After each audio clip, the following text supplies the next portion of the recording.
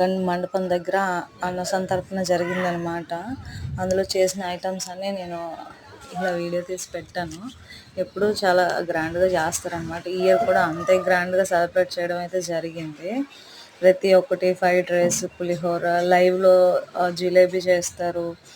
Next paneer fried rice చేశారు, పులిహోర చేశారు, తర్వాత సాంబార్ చేశారు, చిప్స్ ఇంకొకటి అనమాట. అంటే ఏమేమి తినొచ్చు, సాంబార్, సాల్ట్, ప్రతిదీ ఎవ్రీథింగ్ అనమాట. అసలు మాకు ఖాళీ ఉండదు. ఇవన్నీ అక్కడ క్యాప్చర్ చేసినవే మొత్తం.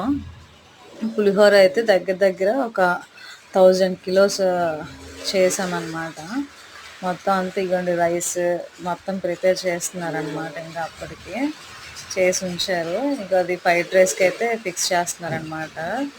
నానబెట్టి కడుగుతున్నారు. ఫ్రైడ్ రైస్ కోసం నానబెట్టిన బియ్యం అది.